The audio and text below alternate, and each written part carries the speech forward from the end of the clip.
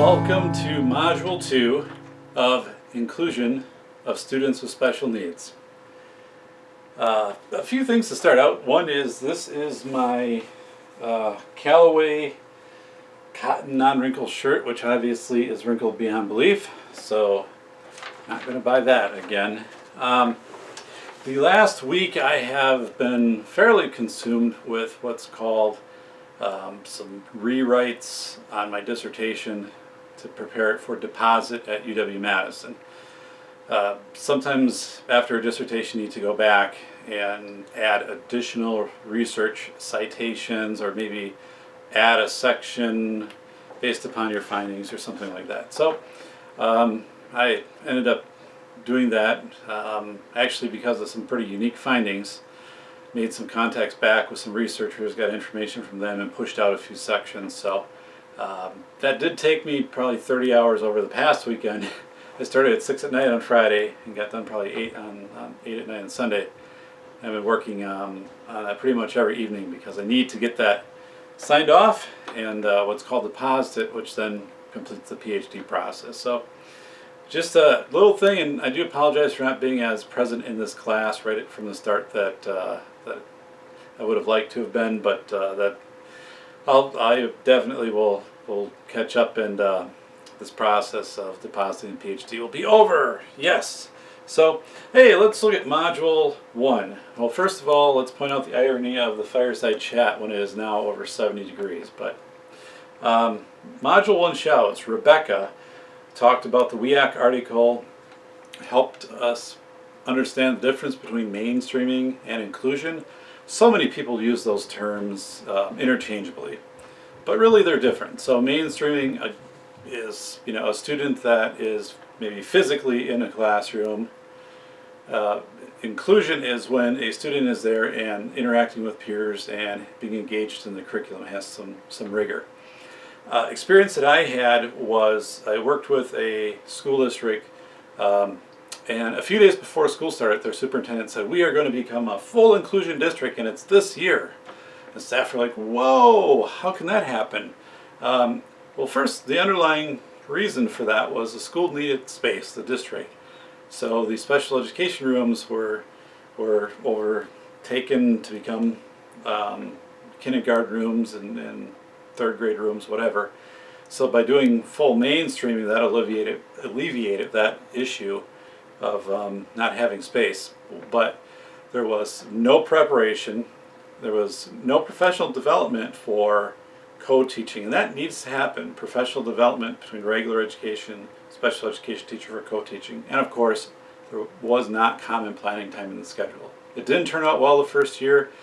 They did identify where they needed to make the changes and did that and had much greater success going forward. So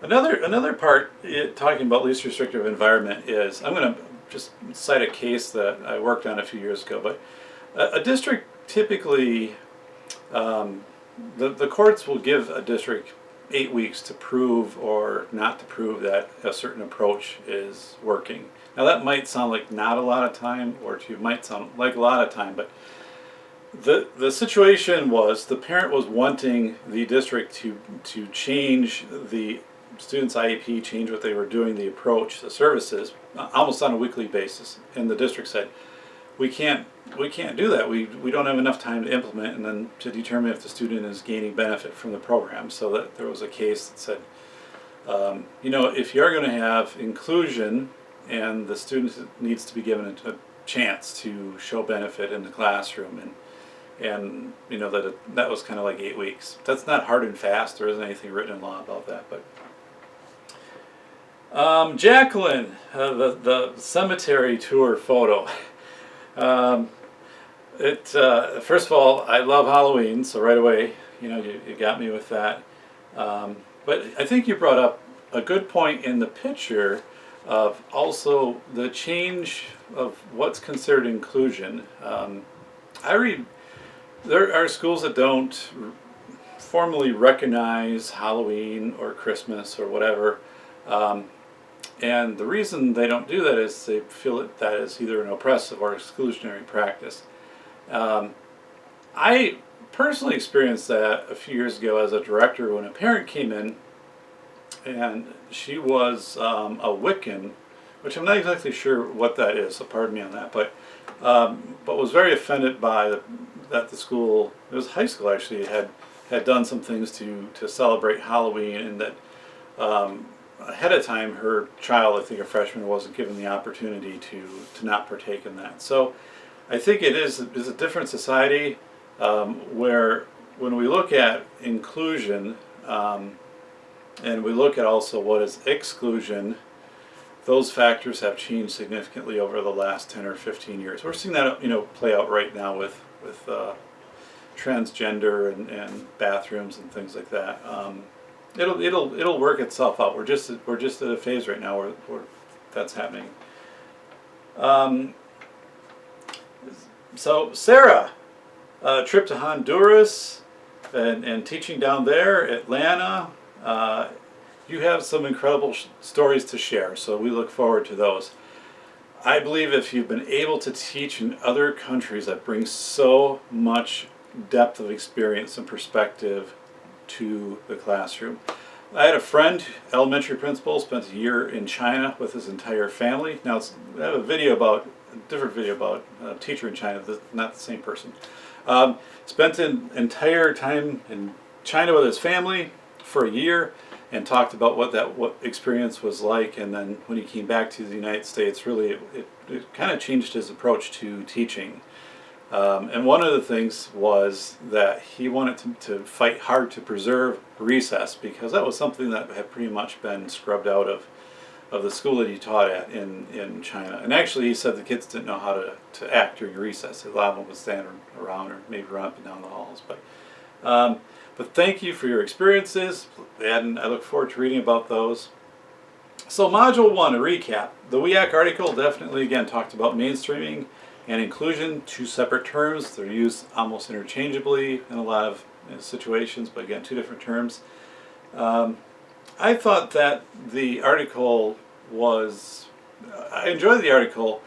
I thought where it could have developed more was to bring in different legal cases, maybe that were supportive of inclusion from different angles, and also cases that challenged inclusion to show both sides. Some of the best work, articles or research, will also take a pause and show you what the opposition is, just to kind of remove some of that bias. So I thought the WEAC article, might have been able to position that a little better, to show that there is a side of this where not everybody is subscribing to inclusion and mainstreaming.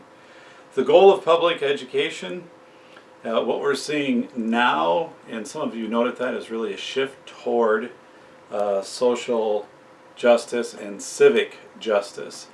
And also seeing that within curriculums.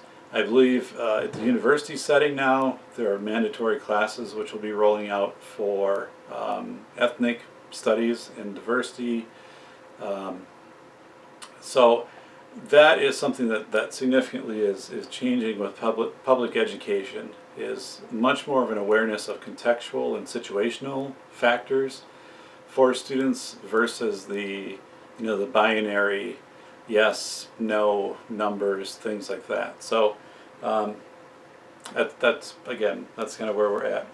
History of Viterbo, it was a neat video. I like looking back into the historical side of when Viterbo had started, kind of looking, and nothing was kind of around it, and now everything's kind of built up. But the servant leadership, something about Viterbo is Viterbo hasn't changed that philosophy ever. So the staff that you work with, I've been with the university 13 or 14 years now, and I love it, and I have no intent.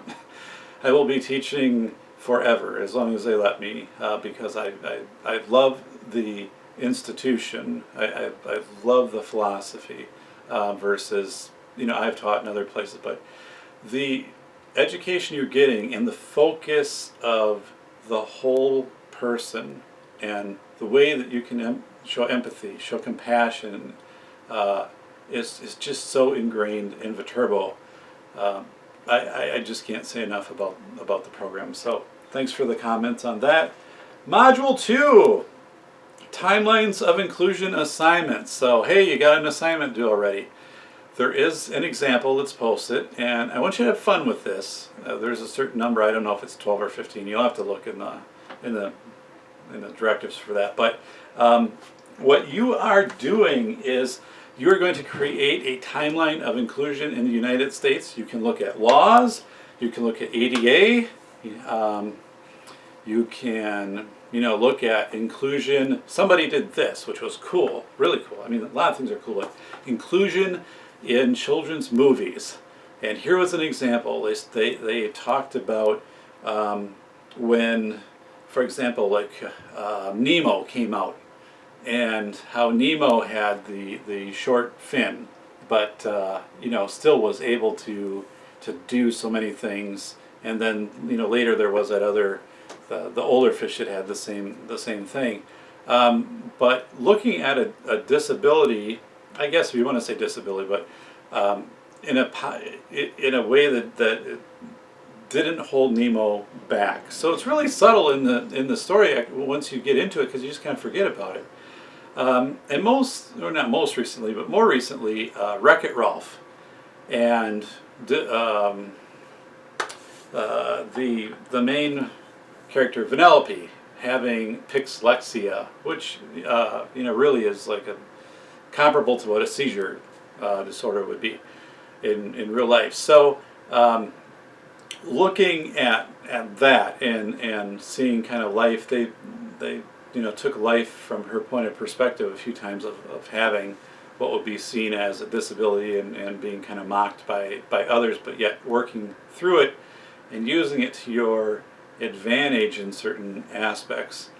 Sometimes people with autism, I talked to someone today, her husband has autism, high functioning, and he uses it to his advantage in a number of different ways. Not that it's completely it's advantageous, but he's found the advantages in using the uniqueness that's been brought into his life by autism. So, but this person did this. They took movies from whenever and started to show when the transition happened of people in with disabilities, and also I think it was like kids cartoon type movies and stuff. But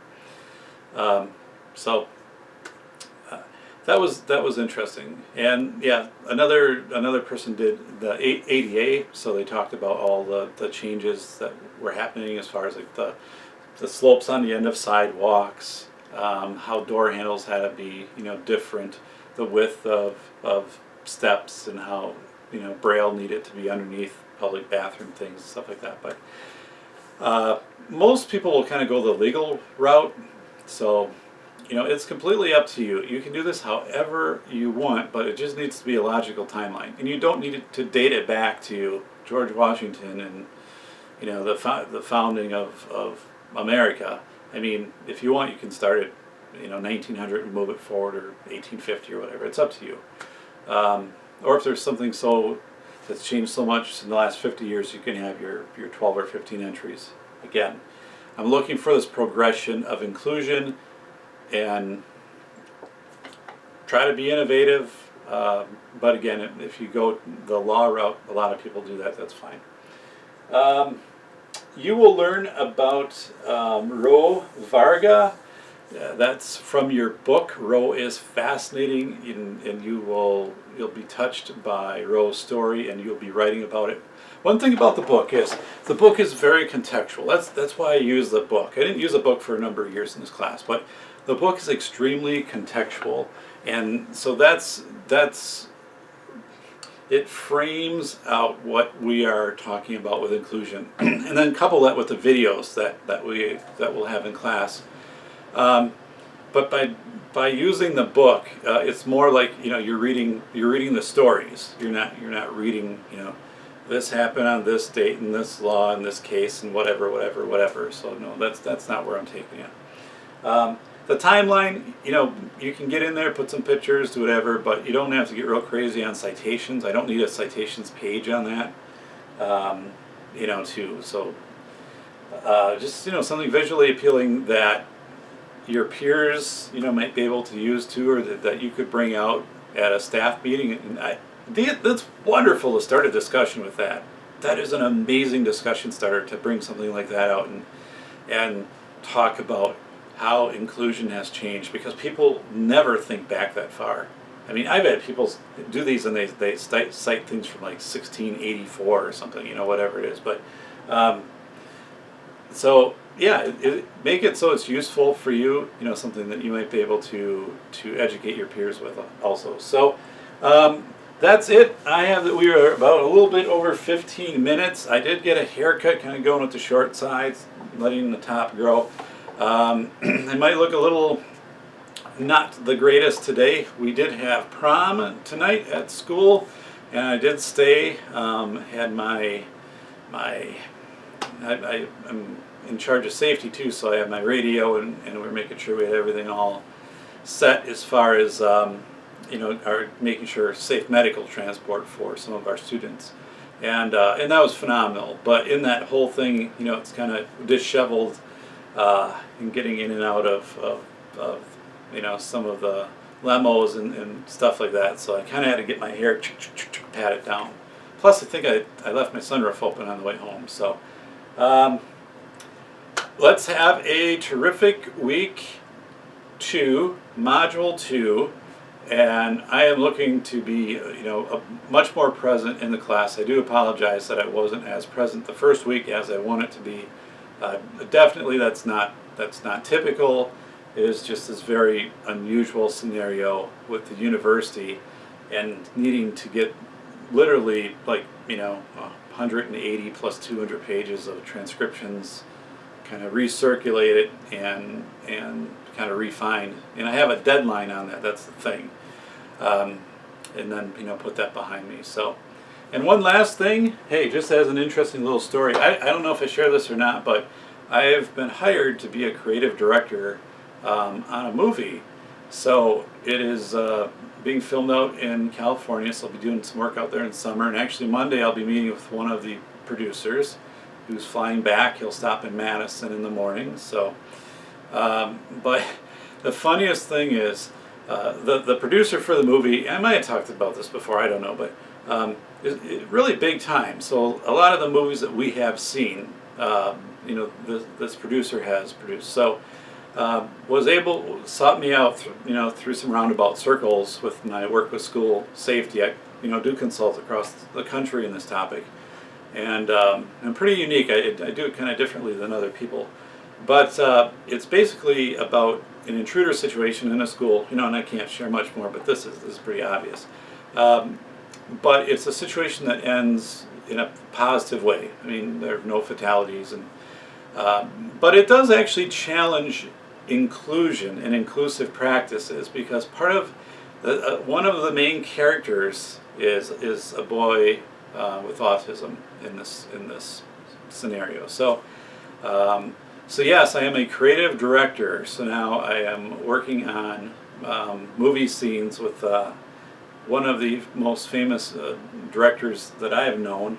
And it's funny because he's called me at home, he's texted me, we've Skyped, and and it's just one of those things. And actually I told him, while this class was going this first week, there was no way I could do anything. I got to kind of wait a little bit. So. But yeah, I had a phone call and I turned up the phone, so my wife could see it. I'm like, hey, look who's calling me. So it's an interesting opportunity. If you ever get a chance to do something like that, it's highly respected. I mean, when you come in and you think actors maybe have a persona of being hard to reach or distant or cold, and absolutely that's not the case with any that I've interacted with. So just humble people, and they look to you. If you're the expert, so help us set the scene up, which is really my job, is to set 8 scenes up with the producer, and then work with the executive filming team. So yeah, it's much different than being filmed with the camcorder. So yes, but executive director, just so you know. In a typical film, there's probably like 100 executive directors, so it's not like it's a real fancy big title, but it's really cool, and it's an opportunity for me to work and showcase within a movie that I've talked about movies and inclusion. I'm going to be able to focus scenes on inclusive practices around a boy with autism. So it's phenomenal to be able to do that. So anyway, you're not here to listen to my very, very slim movie career. I do get to cameo, which I asked, and because I know this director does allow cameos. Or not, I get to be in the movie. No one will know, obviously, it's me, but I do get to play a character, and I think I have one sentence. So, and the sentence is not, please enroll at Viterbo. No, that's not the sentence. They won't let me put that in. Or, inclusion rocks. No, not that either. True statement. So, have a terrific rest of the day. Enjoy the warm weekend. And I need to get out of here because it's warm and I've got a fire going behind me, which is the way this is always going to be for Fireside Chat. So, again, thank you very much. Hope you had a good start to the class. You've been wonderful at Post, and keep at it. Thank you.